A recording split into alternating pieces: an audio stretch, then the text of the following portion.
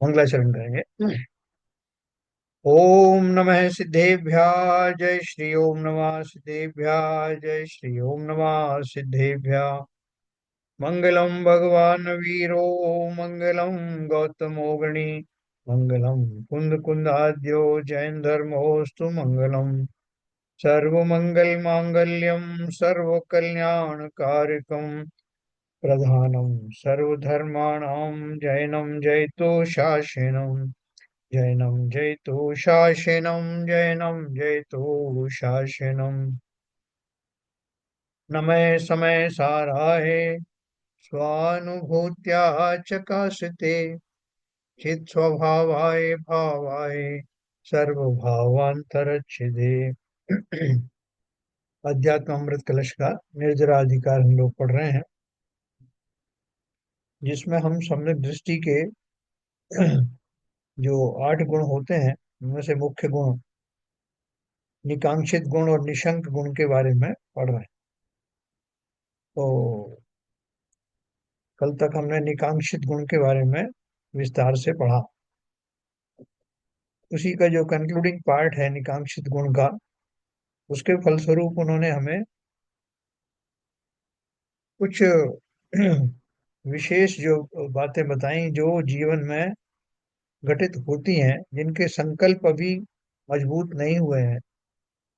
उनके संकल्प मजबूत ना होने तक कैसी स्थिति बनती है, और एक बार संकल्प मजबूत होने के बाद में वो उस स्थिति से कैसे निकल आते हैं, और इन स्थितियों का सीधा सीधा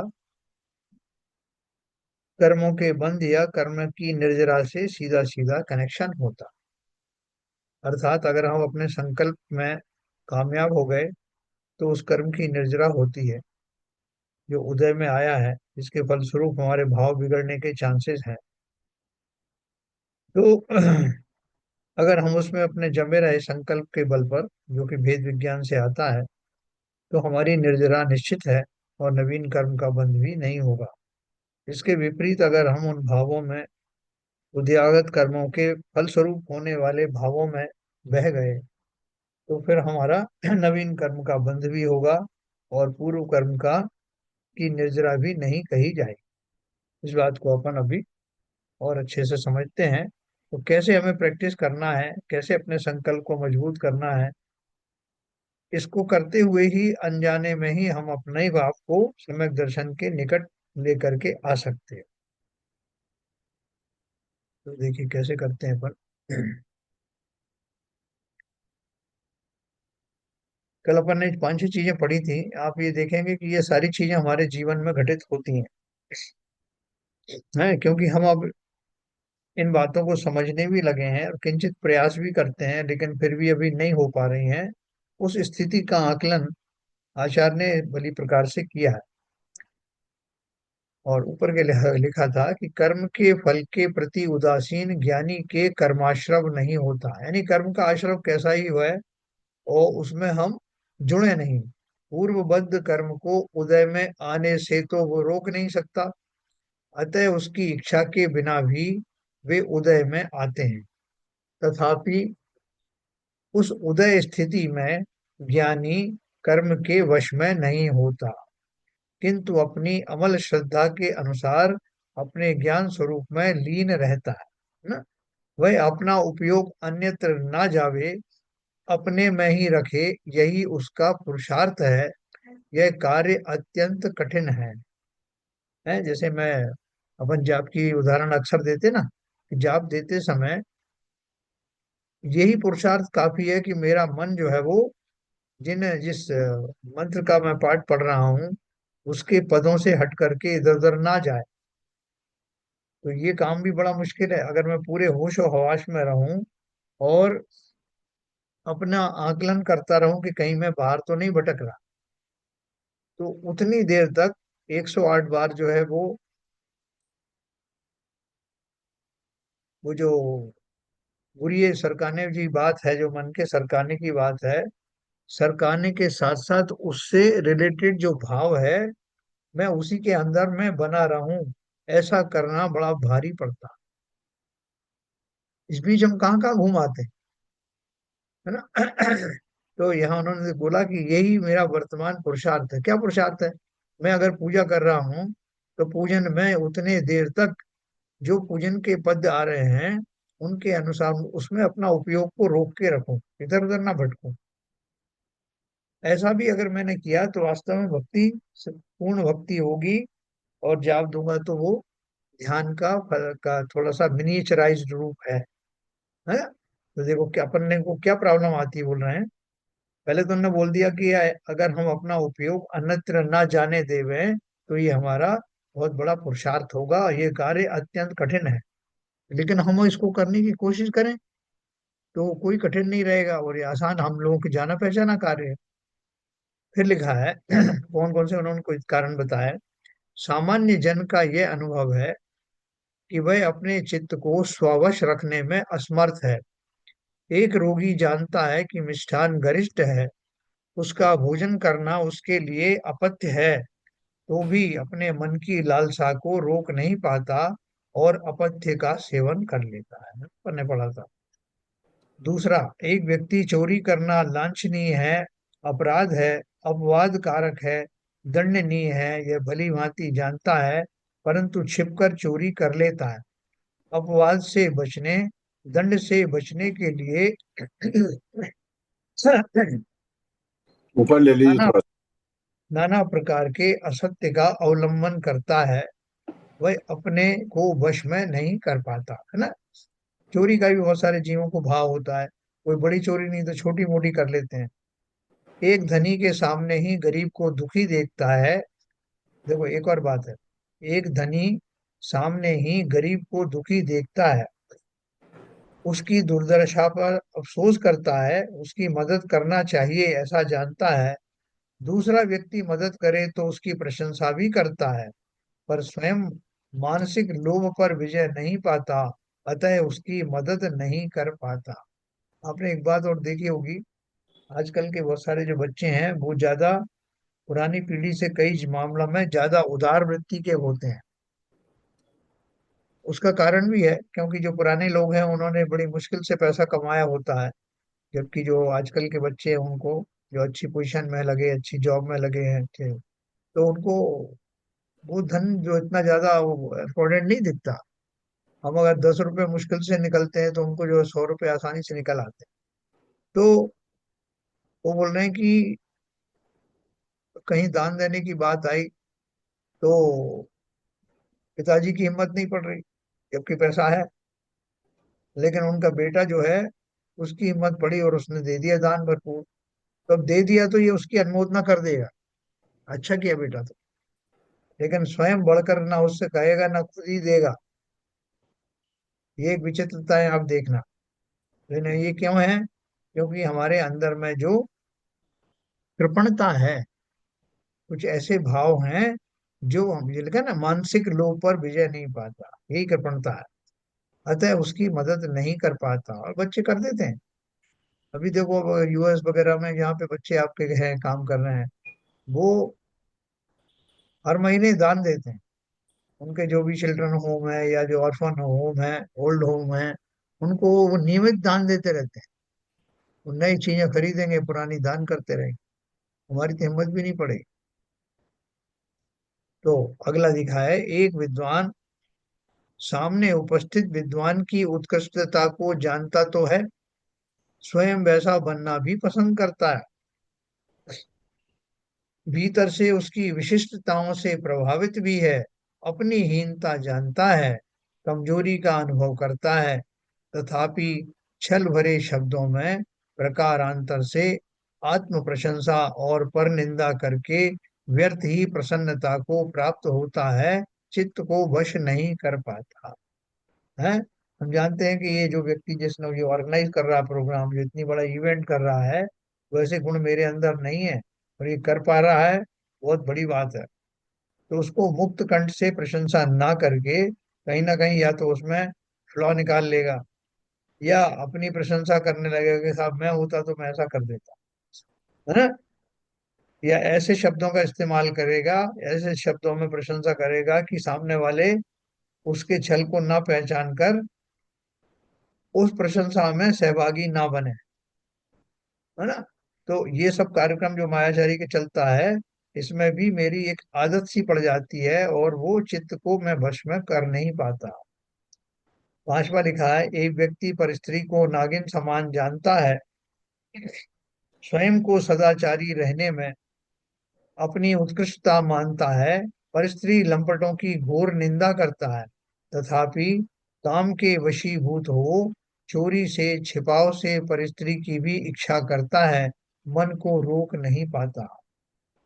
है ना। ये सारी इवेंट्स आप मन में सोच लेना कि ये मेरे ऊपर भी कहीं ना कहीं लागू होती है, हम सबके ऊपर। एक व्यक्ति सामायिक करता है, अपनी चित्त वृत्ति को सावधान रखता है, तथापि कुछ ही समय बाद उसे पता चलता है कि चित्त की वृत्ति इतने अल्प समय में भी आकाश पाताल घूम आई। वो चाहते हुए भी चित्त को वश नहीं कर पाता। सामायिक का जो काल है, उसमें संकल्प पूर्वक जी बैठता है कि मुझे ये सब इतनी देर तक सामायिक करना है, लेकिन सामायिक का करने का भाव रखकर भी कोई सामायिक का पाठ पढ़ता है और उस पाठ को पढ़ने के समय में उसका चित्त इधर उधर चला जाता है, उतना समय में वो सारा खेल करता रहता है। ये कुछ उदाहरण है। इनमें देखा जाता है कि बड़े बड़े शूरवीर विद्वान व सामान्य योगी भी चित्त वृत्ति को स्थिर रखने में अपने को असमर्थ पाते हैं। अतः सिद्ध है कि अपने उपयोग को अपने स्वरूप में स्थिर करना ही सबसे बड़ा और कड़ा पुरुषार्थ है ना। अपन कल बात कर रहे थे ना कि मुझे अभी क्या पुरुषार्थ करना है, यही पुरुषार्थ। अतः सिद्ध है, हाँ एक और लिखा हमने, अतः सिद्ध है कि अपने उपयोग को अपने स्वरूप में स्थिर करना ही सबसे बड़ा और कड़ा पुरुषार्थ है, जो कि अभ्यास द्वारा साध्य है। अगर मैं अभ्यास करूं तो मैं कर सकता हूँ, है वो कठिन लेकिन मैं कर सकता हूँ।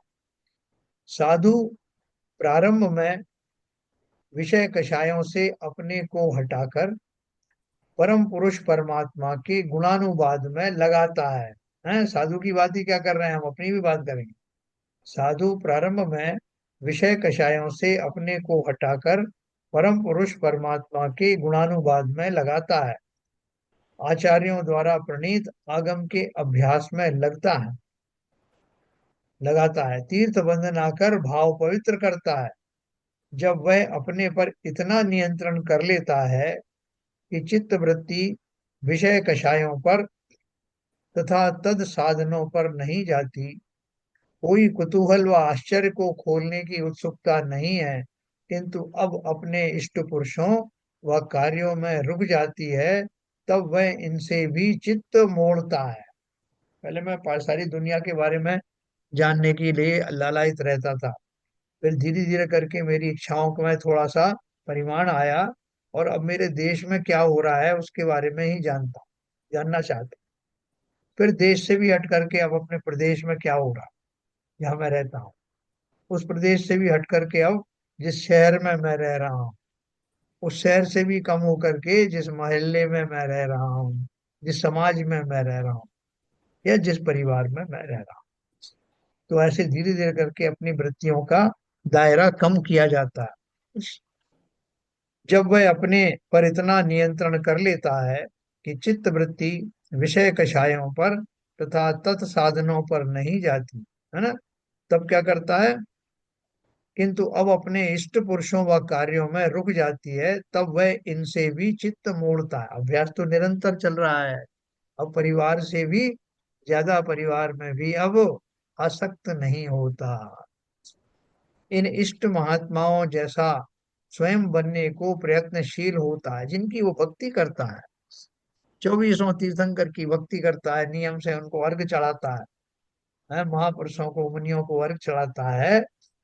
तो अब अपनी वृत्ति को, वो जो पारिवारिक दायरा है उससे निकाल करके इन जो विशिष्ट व्यक्ति हैं इनके गुणों में कंसंट्रेट करता है, उन जैसा बनना चाहता। वह अपने चित्त को अपने स्वात्म चिंतन में सीमित करना प्रारंभ कर देता है। अभ्यास चल रहा है ना। पर ये से चित्त हटाने पर वह स्वयं राग द्वेष रहित वृत्ति पर उतर आता है। हाँ? अब मैंने अगर दूसरे गेयों से चित्त हटा लिया। अब मुझे उनकी कोई परवाह नहीं है, कैसे सुंदर शरीर हैं, कैसे सुंदर धन आदि हैं, कैसे महल अटारी हैं, उन सब पर से अपना चित्त हटा लिया तो राग द्वेष वैसे ही चला गया।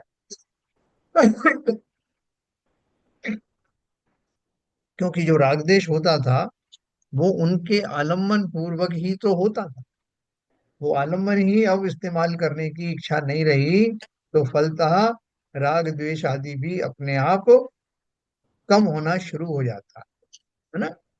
ज्ञान की वृत्ति राग द्वेष से तथा उनके आलम्बन भूत परद्रव्यों से हटे और उपयोग अपने में ही सीमित हो जाए, यही मोक्ष का सच्चा पुरुषार्थ है, यही सच्चा निश्चय सम्यक चारित्र है। सर, हाँ बोलिए। एक यहाँ पर एक छोटा सा, हम्म। ये आपने सिस्टमेटिकली इसको विवेचित किया जी। कि पहले वो संसार से, फिर देश से, हाँ। फिर अपने शहर से, फिर अपने समाज से, फिर परिवार से, हम्म। फिर अपने समृद्ध सदियों से धीरे धीरे आके उसका दायरा करता जाता है पुरुषार्थ से और उसमें संलग्न रहता है। बराबर। मगर प्रश्न मेरा ये है कि आजकल मुनि राजनीति के ऊपर भी काफी विवेचन करते हैं, इंटरफियर करते हैं, अपने स्टेटमेंट देते हैं। तो उसको इस परिपेक्ष में उसको कैसे देखें? देखो भैया ऐसा है, ये काल दोष ही कह सकते हैं और तो क्या है। अच्छा। बाकी इसमें ज्यादा एलिबरेट करने की जरूरत नहीं है। सिद्धांत वो जो है वो अपन सिद्धांत पढ़ रहे हैं, हम्म, कौन क्या करता है इससे आप कंपेयर करके देख सकते हैं कि वो सब जो कुछ भी हो रहा है वो सिद्धांत से बाहर है, बिल्कुल सही। सिद्धांत के हिसाब से नहीं हो रहा है। ये अपन इसलिए इसको पढ़ रहे हैं, अपन को मालूम पड़े कि सिद्धांत क्या है, और सिद्धांत के विरुद्ध जो कुछ भी है वो सिद्धांत का मानने वाला नहीं है, उसका अगेंस्ट है, सीधी बात। नहीं मतलब मेरा, मैं तो उस निगेटिव पॉइंट ऑफ व्यू से नहीं कह रहा। हाँ नहीं वो तो आपकी बात सही है। नहीं, मेरा एक और परिपेक्ष है। हाँ। जब जब वो उपदेश देते हैं अ, जीव के कल्याण के लिए, श्रावक के कल्याण के लिए, समाज के कल्याण के लिए, देश के कल्याण के लिए, तो क्या ये उपदेश जब उनकी देशना आती है, क्या उनके देशना के अंदर आता है ये सब कुछ करना उनका? मतलब मेरा दूसरा परिप्रेक्ष्य में ये सवाल है।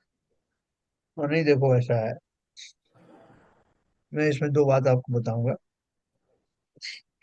पहली बात तो यह है कि मुनि धर्म को अगर आप पढ़ेंगे, श्रावक धर्म और मुनि धर्म के ऊपर बहुत विस्तार से बताने वाले ग्रंथ मौजूद हैं।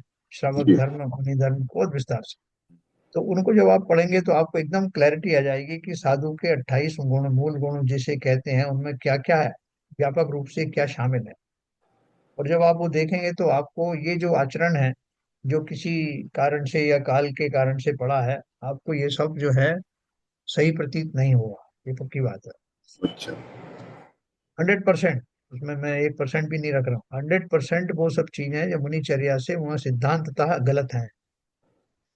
लेकिन अब कालदोष के हिसाब से क्या हो रहा है क्या नहीं हो रहा है, वो उसको स्वीकार करना पड़ेगा कि भाई हो रहा है और निरंतर ये सब और कमी होती चली जाएगी, ये भी एक कालदोष है। लेकिन अगर हम मुनि का जब तक हमें आदर्श स्वरूप नहीं मालूम हो, तब तक हम जो कुछ भी उसमें शिथिलाचार आ गया है हम उसी को स्वरूप मान लेंगे। इसलिए मानने के लिए आपके पास में पूरा एक सिद्धांत होना चाहिए कि असली बात क्या है। असली बात तो ये है कि मुनि इन किसी चक्कर में पड़ता नहीं। गृहस्थ को समझाएगा तो वीतरागता की बात ही समझाएगा, कहीं भी राग की बात नहीं समझाएगा, संतान उत्पत्ति आदि की बात वो नहीं करेगा। क्यों नहीं करेगा, उसका कारण मैं आपको बताऊं। कि जैसे अपन ने कई कई बार पढ़ा कि आ, जो जो जैसा होना होता है, यानी क्रमबद्ध पर्याय की मैं बात कर रहा हूँ, क्रमबद्ध या क्रम नियमित जो पर्याय है, उस पर जो विश्वास करने वाले हैं, अगर मुनि ही उस पर विश्वास नहीं करेंगे तो हम पब्लिक तो कैसे करेंगे। कि जब जो होना है वैसे ही होगा। हमें शंका ये आती है कि अगर वो उपदेश नहीं दें तो श्रद्धालु कम होते चले जाएंगे, उनकी जनसंख्या कम होती चले जाएगी, और फिर वो धर्म का जो है विघटन हो जाएगा, ऐसे भाव उनको आते हैं। लेकिन अगर हम क्रमबद्ध पर्याय पर विश्वास करें, तो क्या कुछ कभी अनहोनी हो सकती है? अनहोनी का अर्थ क्या है? जो जो देखी वीत राग ने, सो होसी वीरा रे, अनहोनी कहू ना होसी, काहे होत अधीरा रे। वो कहते हैं कि जो जब जब होना है वैसा ही होकर रहेगा, इस पर विश्वास तो करो।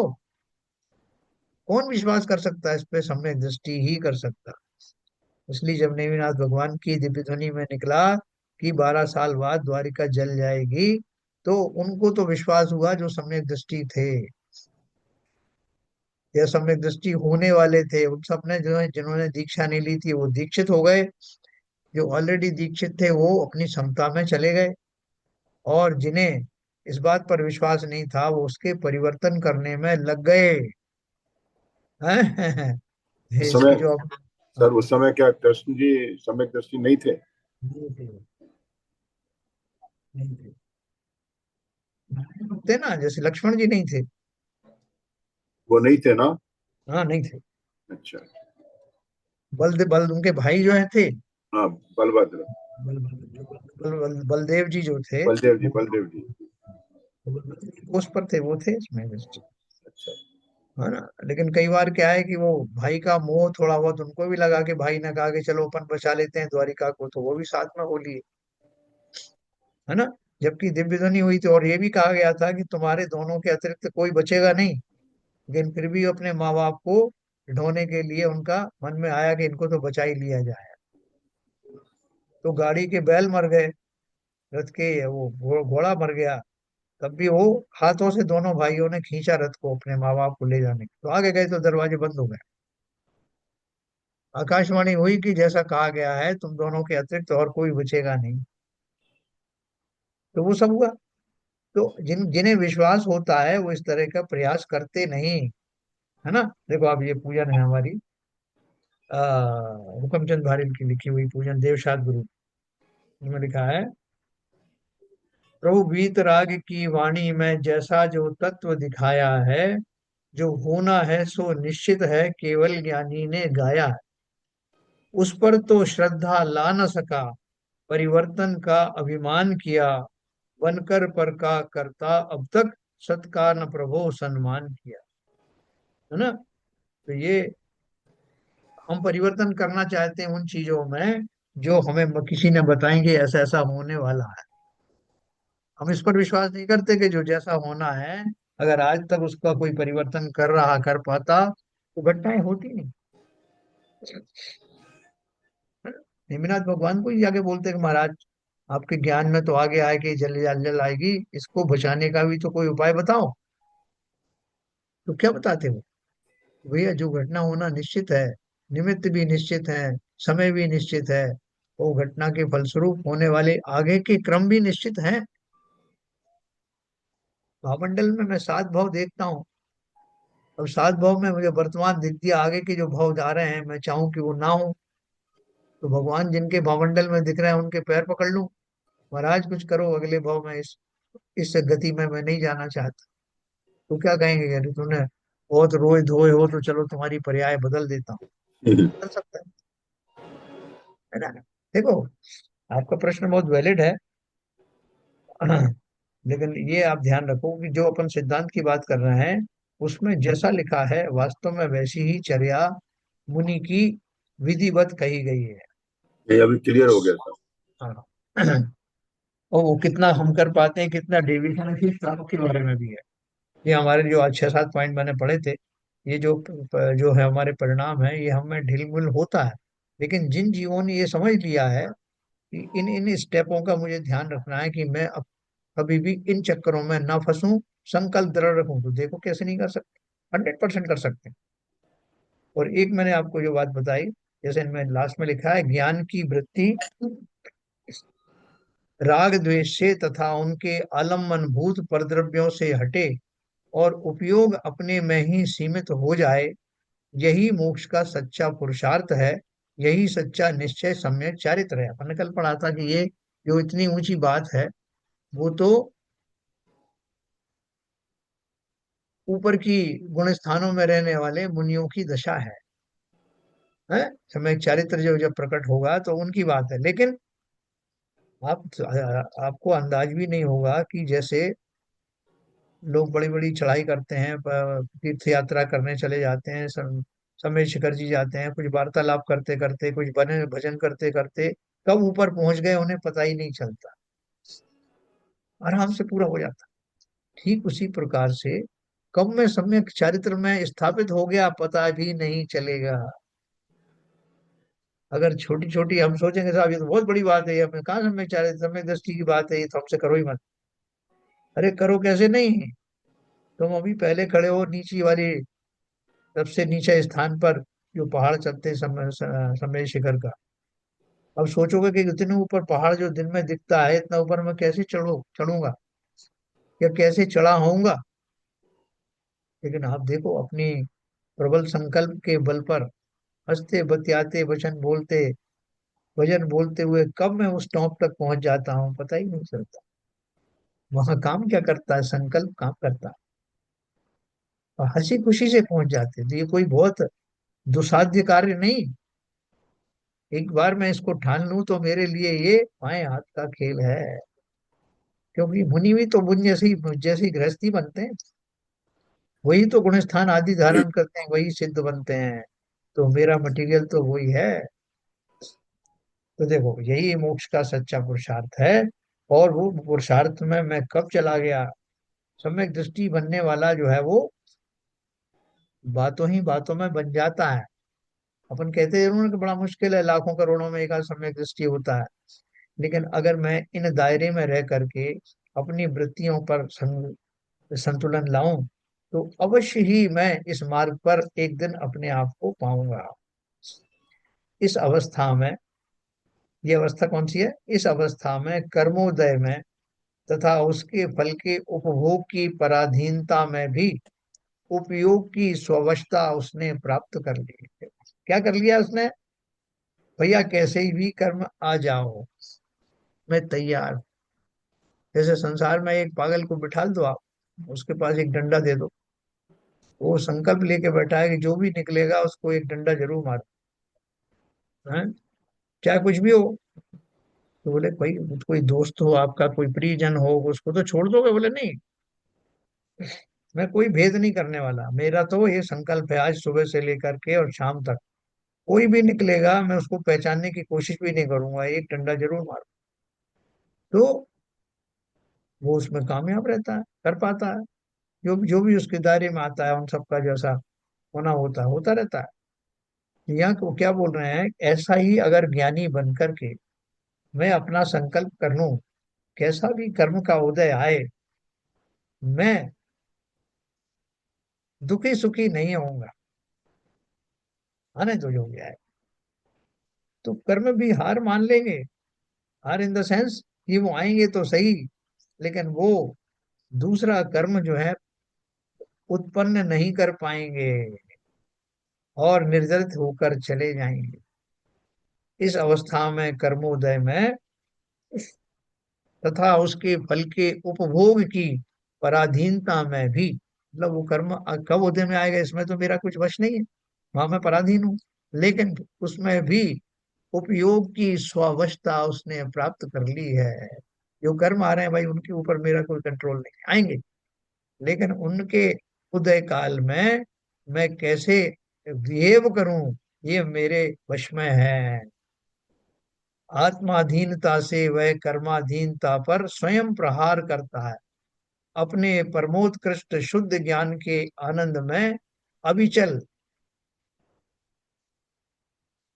आ गया। नीचे नीचे नीचे नीचे और ऊपर, बीच वाला, और इससे ऊपर। हाँ, इसके ऊपर दो लाइन, आत्मधीनता से। हाँ, आत्माधीनता से कर्माधीनता पर स्वयं प्रहार करता है, अपने परमोत्कृष्ट शुद्ध ज्ञान के आनंद में अविचल, यही स्थिति है जो उसके उदयागत कर्म को निष्फल बना देती है। हैं? क्या करना पड़ेगा, कर्म को निष्फल करने के लिए अपने स्वभाव में रहना, अर्थात समता में रहना। समता रहने में रहने के लिए स्वभाव के बल आलम्बन पर ही तो समता धारण होती है। वास्तविक समता कैसे होती है? साहब मैं समता में रहूंगा, अभी अपन भी कहते हैं कि अपन बड़े आसानी से कह देते हैं वो समता में रहो। अपन ने सीख लिया ना समता में रहो, मतलब न सुखी रहो ना दुखी रहो। लेकिन ऐसा करना किसी आलम्बन के बेसिस पर ही होता है। मैं सुखी रहूंगा ना दुखी रहूंगा, ऐसा जो भाव आपका जो है किसी आधार पर टिका होगा, और वो आधार है वेद विज्ञान या अपना स्वरूप का चिंतन, कि भैया मेरा कुछ बिगड़ेगा नहीं। जिस शरीर को मैं अपना जानता हूँ वो मैं हूं नहीं, और उसका जो भी होना है वो अपने आप होना है, निश्चित है। इसलिए मैं क्यों उस चक्कर में पड़ूं। ऐसा अपने स्वभाव का चिंतन करने के कारण वो कर्म कब उदय में आया और निकल गया वो पता भी नहीं पड़ेगा। है, कोई डॉक्टर आपका ऑपरेशन करने वाला है, और चीर फाड़ करने से पहले आपको वो सुप्त अवस्था में लाता है, तो सुप्त अवस्था में लाने के कारण आप उसको वेदन नहीं होता। लेकिन बहुत सारे लोग वो एनेस्थीसिया भी नहीं लगवाते, तो क्या करते हैं, वो यही चिंतन करते हैं कि भैया ये शरीर वैसे भी तो मुझसे अलग ही है। जो कुछ सर्जरी होगी इस शरीर में होगी, मेरा पड़ोसी है, मैं थोड़ी हूँ। और जो भी होगा इस शरीर के लिए, अगर मैं शरीर में कोई इष्ट अनिष्ट का कामना रखता हूँ तो इसके इष्ट के लिए होगी, जो भी होगी, मेरा क्या जा रहा। तो आपने आलम्बन क्या लिया? आलम्बन भेद विज्ञान का लिया, अपने स्वरूप का लिया। तो यहाँ वो वही कह रहे हैं, अगर वहां समता शब्द ना भी करें तब भी उसका अर्थ यही समझना। क्या लिखा है? अपने परमोत्कृष्ट शुद्ध ज्ञान के आनंद में अविचल यही स्थिति है जो उसके उदयागत कर्म को निष्फल बना देती है। यानी जो कर्म उदय में आया, उस कर्म का जो भी फल होना हो, वो मुझे स्वीकार ना होने के कारण, उसमें मेरा जुड़ाव नहीं होने के कारण मेरा कर्म बंद होता नहीं। गाली देने वाले ने बहुत गालियां दी हैं, दो लोग खड़े थे उनमें से एक को बहुत, दोनों को कॉमन गालियां दी लेकिन एक को बहुत चुभी। और वो बोला कि भैया समता फमता एक तरफ गई, मैं तो इसको निपटा देता हूँ। तो संकल्प क्या हुआ? संकल्प हार गया। और दूसरा व्यक्ति बोला कि भैया ये तो बहुत उपकारी है, ये किसी जन्म में मैंने इस व्यक्ति के प्रति ऐसा ही शब्दों का प्रयोग किया था, और मैं उनको उस समय निर्जरित नहीं कर पाया, वो मेरे कोष में चले गए, मेरे स्टॉक में चले गए। अभी आज मौका आया है, इस व्यक्ति के बल से वो बाहर आकर के निर्जरित होने के लिए तैयार हो रहा। तो कौन मूर्ख होगा, वो क्या सोचता है, ऐसा कौन मूर्ख होगा जो कि सामने आकर के स्वयं ही मुझे ये मौका दे रहा है कि मेरा वो बड़ा कर्म आज निर्जरा को प्राप्त हो। तो मैं इससे क्यों जुड़ूं, मैं तो प्रसन्न हूं, ये तो मेरी निर्जरा कराने आया, उदीरना कराने आया। तो जो उसके उद्यागत कर्म को निष्फल बना देती है, ऐसा परम साधु अबंधक तो है ही,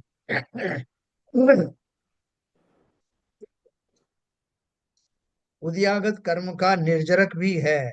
जिसने अपने स्वरूप में चला गया उस समय, और निरंतर, चूंकि कर्मों का उदय एक समय के लिए तो आया नहीं कि साहब अभी आया और मैंने अपना जो बैल जो बैट घुमाया और रन उस बॉल को हटा दिया।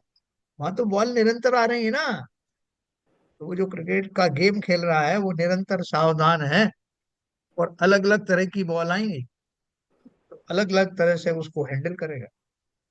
तो ठीक उसी प्रकार से मैं भी पिच पर डटा हुआ हूँ, आने दो कर्मों की गेंद को, जैसी आएगी उसको उसी तरह से उसके एंटी भाव के द्वारा, उसके जो प्रतिपक्षी भाव के द्वारा उस कर्म की का जो फल है उसको एक्सेप्ट नहीं करूंगा। मैं समता में रह करके उसकी बैटिंग करूंगा, यही वो बैटिंग है। तो उद्यागत कर्म तो ऐसा साधु क्या करेगा? वो अवंदक तो है ही, उद्यागत कर्म का निर्जरक भी है। उसने उस बॉल को तो हटा ही दिया सामने से और स्कोर अलग बनाया। ठीक मैनों से साधु यही तो कर रहे हैं, फटाफट बैटिंग कर रहे हैं।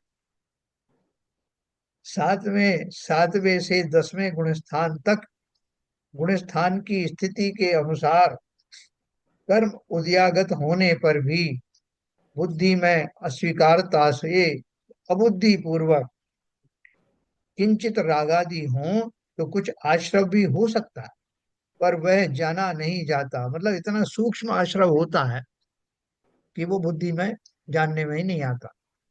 कौन से 10वें 7वें गुणस्थान से 10वें गुणस्थान तक की बात उन्होंने मुख्य रूप से क्यों कही?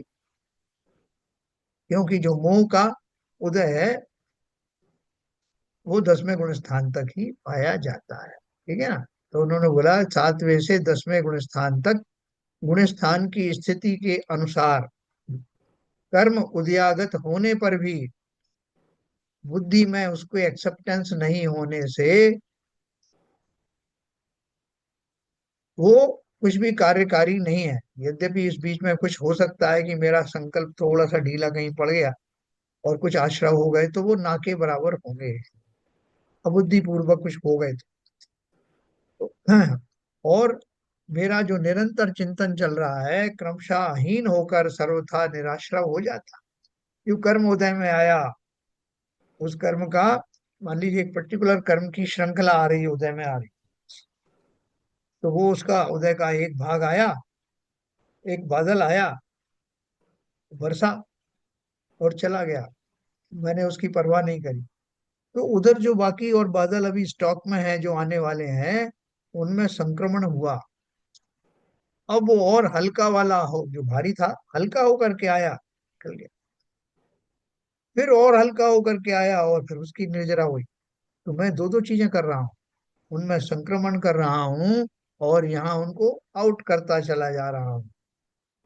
क्रमशः हीन होकर सर्वथा निराश्रव हो जाता है। मोक्ष मार्ग की यही प्रक्रिया है, यही पुरुषार्थ। खेलो क्रिकेट।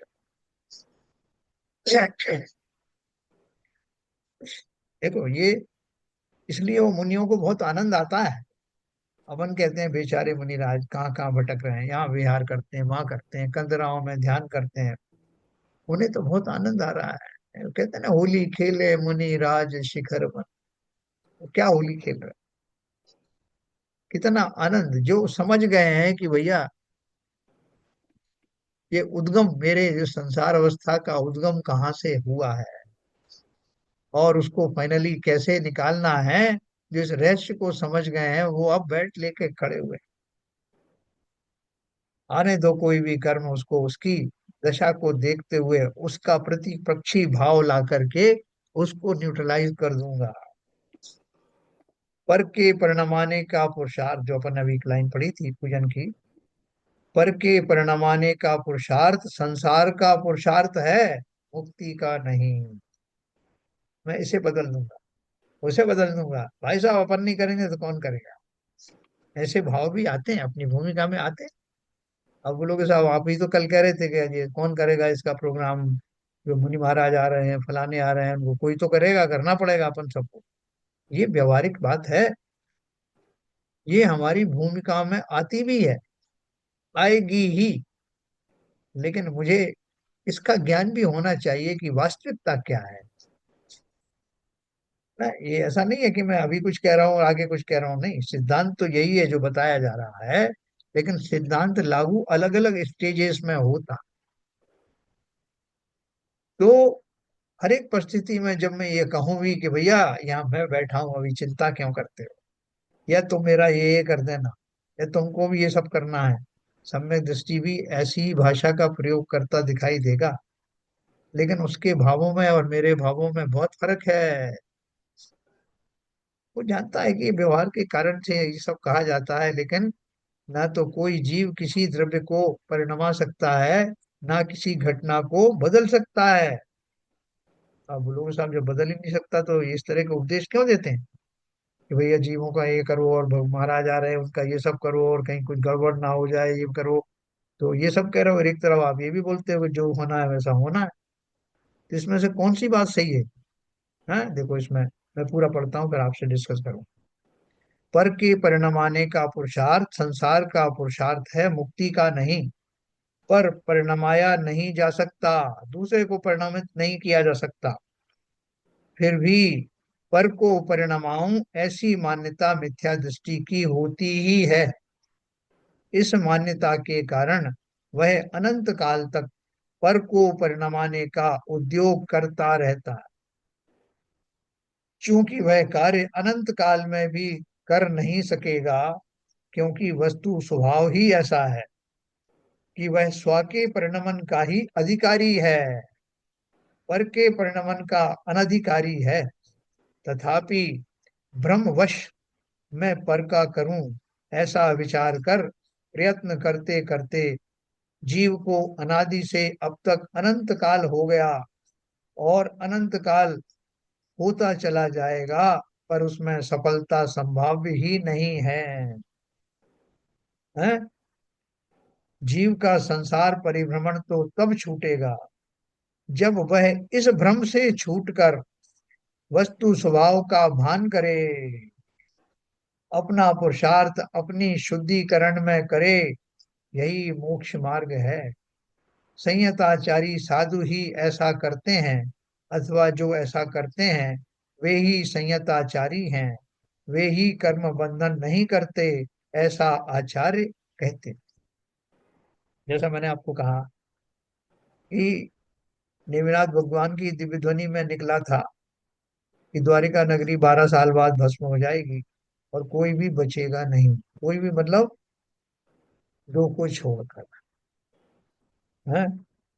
तो वो दो को छोड़ने का वो बात वो के उन्होंने पूरी तरह से ध्यान से नहीं सुना और वो उस परिवर्तन में लगे रहे कि मैं अपने माँ बाप को भी हम बचा के ले जाएं। अगर वो उनको विश्वास होता तो विरागवाद में कहते खेद पूर्ण कार्य क्यों करते जो होना ही नहीं था। जब बतला दिया गया है, आकाशवाणी भी हो गई कि दो के अतिरिक्त तीसरा नहीं बचेगा, फिर भी वो रथ में दोनों भाई जुट गए माँ बाप को बिठाल करके। अगर उन्हें विश्वास होता, पक्का विश्वास होता, तो वो ऐसी निरर्थक चेष्टा क्यों करते, क्यों बिना बात के श्रम करते। तो हमारा सबका वही हाल है। तो उन्होंने बोला मिथ्या दृष्टि तो इस सिद्धांत पर ही विश्वास नहीं करती।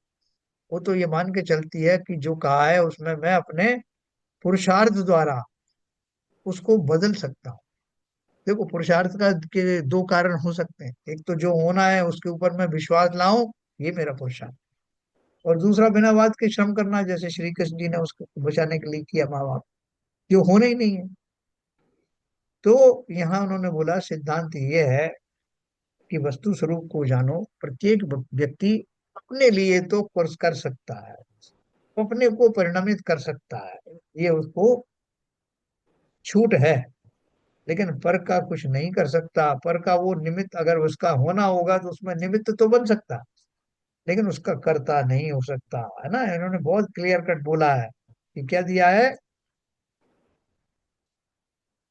इस मान्यता के कारण अनंत काल तक पर को परिणमाने का उद्योग करता है, क्योंकि वह कार्य अनंत काल में भी नहीं कर सकेगा, क्योंकि वस्तु स्वभाव ही ऐसा है कि वह स्व के परिणमन का ही अधिकारी है, पर के परिणमन का अनधिकारी।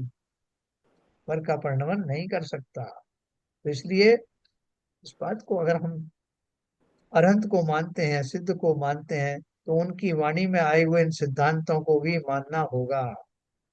तो इस सिद्धांत का हम लाभ कैसे लें? हैं? अगला जो निशांकित अंग अपन बाद में पढ़ेंगे, मैं आप सबसे जानना चाहता हूं कि ये जो सिद्धांत है कि मैं पर का कुछ नहीं कर सकता और साथ साथ जो है मुझे बहुत कुछ करना भी है संसार में, तो मैं क्या करूं? मैं अकर्मण्य हो जाऊं या उस सिद्धांत को गलत मानूं? दो में से एक बात की जवाब बताओ। बोलो शिवजन साहब। सर इसके ऊपर कल काफी चर्चा हो चुकी है। हाँ। और वही सिद्धांत में श्रद्धा रखते हुए हाँ। प्रयास हमारा पुरुषार्थ उसी दृष्टि उसी रास्ते पर होना चाहिए जैसा कल डिस्कस किया। हाँ। मतलब संक्षिप्त संक्षिप्त में तो मैं इतना ही कहना चाहूँ। बिल्कुल सही है, बिल्कुल सही। ललित जी आपके कोई विचार बदले रात भर में? नहीं, मुझे लगा कि अभी जो प्रश्न है वो कल से डिफरेंट है। हाँ। हाँ। तो इसमें तो एक्चुअली अगर पर का पर को हम परमाने का तो ताकत नहीं रखते, शक्ति नहीं रखते। मतलब पर तो पर है, उसको हम कुछ बदल नहीं सकते। हम हो सकता है उसके किसी कार्य में निमित्त बन जाए किसी वजह से। हम्म। तो अगर मान लीजिए कोई पर है, और मतलब मैं गृहस्थ सांसारिक व्यक्ति की बात कर रहा हूँ, तो अगर मान लीजिए उसे पक्का पता है कि मैं तो कुछ कर नहीं सकता, तो वो क्या कर्मण हो जाएगा? कर्मण, मेरे हिसाब से कर्मण होने की जरूरत नहीं है उसको। हम्म। क्योंकि जो उसकी जिम्मेदारी है, जो उसका जो दायित्व है, हाँ। उसके हिसाब से उसे प्रयास करना चाहिए।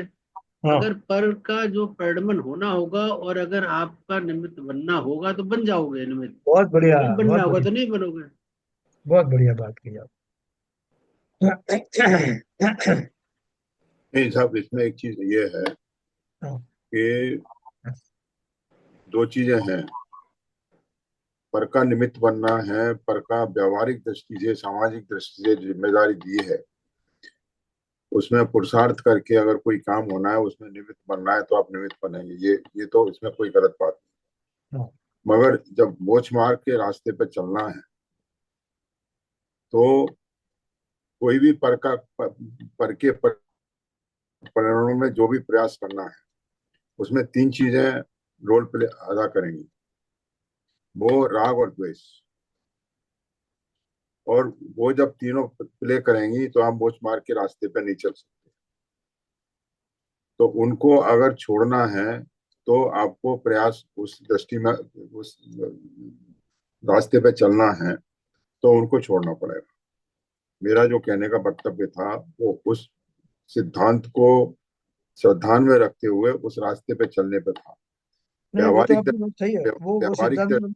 व्यावहारिक दृष्टि से जो ललित जी ने कहा, बिल्कुल सही कहा कि आप पक्का कुछ नहीं कर सकते हैं। अगर आप निमित्त बन किसी चीज में वो बनना है, तो आप जरूर बनेंगे। जैसा निश्चित है वो काम होना है, वो वैसा ही।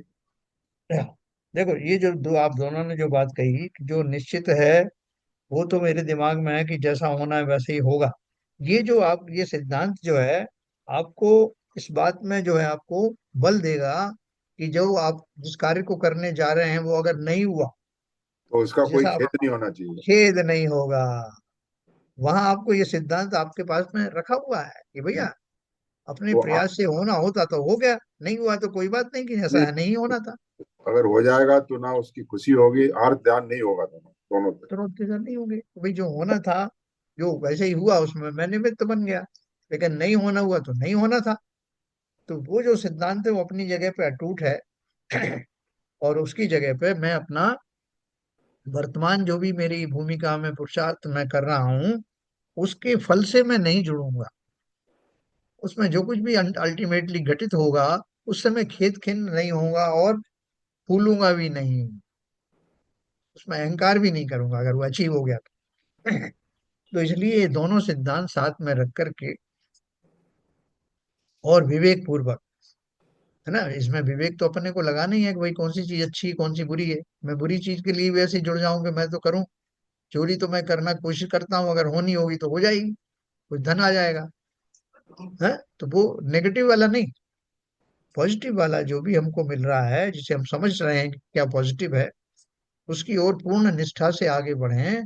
और सिद्धांत ये साथ में रखें। अपने बेटे को समझा रहा हूँ, बेटा पढ़ लिख जाओ तो ये बन जाओगे वो बन जाओगे, वो सुनता ही नहीं।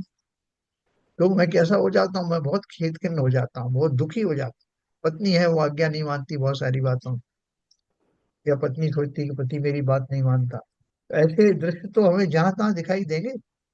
इसी का नाम संसार है। तो उनमें जहां तक हो सकता अपने कोशिश करके सामंजस्य बिठाना, यही सोच करके कि कौन किसके साथ कब तक रहता है, कितनी पर्याय क्षणिक है। आज यहाँ तो कल वहाँ। आज कोई पति की भूमिका में है, दूसरा पत्नी की भूमिका में, कल भूमिकाएं बदल जाए किसने देखा। ये सब बातों को चिंतन करते हुए इस पर्याय में से शांति पूर्वक निकल जाना। और अगर मेरे सामंजस्य बिठाने के बाद भी अपेक्षित फल नहीं आता तो चिंता मत करना। ये पर्याय जन्य जो सुख दुख इसी को कहा जाता है, उनको ही वस्तु स्वरूप विचार खुशी से सब दुख संकट साथ। जीवन को जीने की जो कला है वो वास्तविक कला यही है, यही आर्ट ऑफ लिविंग है। और जो हमें इतनी बड़े बड़े आचार्यों ने इतनी बड़ी बात कह दी कि भैया कुछ भी ना हो तब भी गाली सुन मन खेद नानो, गुण को अवगुण कहे अयानो। कहिए अयानम, क्या कहे अयानम, वस्तु छीने बांध मार बहु विधि करे, घर निकारे तन बिदारे, बैर जो न तहाँ धरे। इतनी बात कह दी भैया, ये तब भी मत करना। और उसका बेस क्या है? समता बनाने का बेस क्या है? कहते हैं कर्म पूरब किए खोटे, सहे क्यों नहीं जिए रहा। ठीक उसी प्रकार से ये सिद्धांत हमने पढ़ा कि कोई किसी का परिवर्तन कर नहीं सकता, कोई किसी को परिणमा नहीं सकता, ये सिद्धांत मूल में रखना।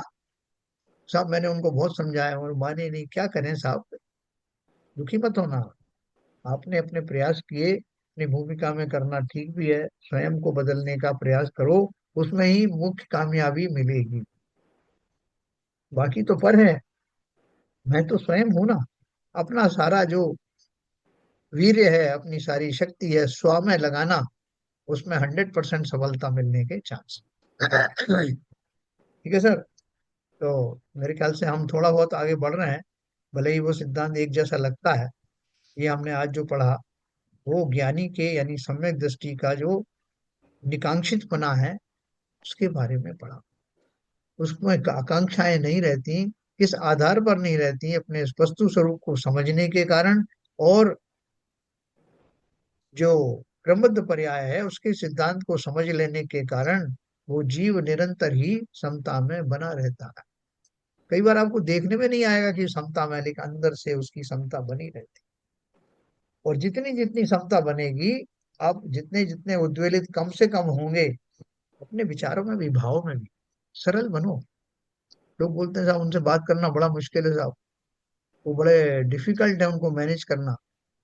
तो हम अपने अंदर में ऐसे भाव प्रकट करें कि लोग निरापद होकर के हमसे बात कर सकें, और निरापद होने में स्वयं का भी फायदा है।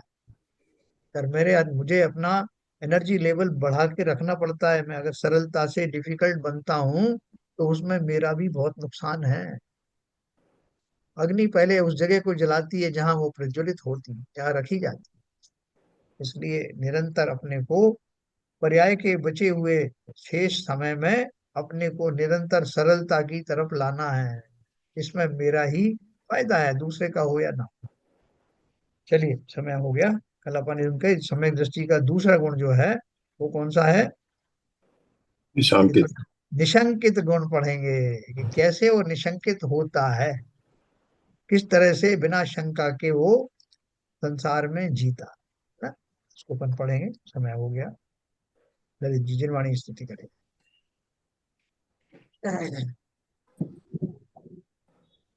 तम नाश वे को ज्ञान के प्रकाश वे को अपरिभाष वे को भानु सी बखानी है।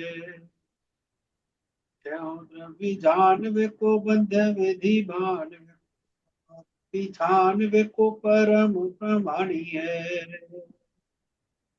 अनुभव बताए वे को जीव के जताए वे को काहू न सताए वे को भव्य और आनी है। जहाँ तहाँ तार वे को पार के उतार वे को विस्तार वे को यही जिन वाणी है। हे जिनवाणी भारती तो है जबूदन रैन, जो तेरी शरणा गए सो पावे सुख चैन। यह वाणी के ज्ञान से सूझ लो कालो, दो वाणी मस्तक धरो सदा देते हैं दो, सदा देते हैं दो।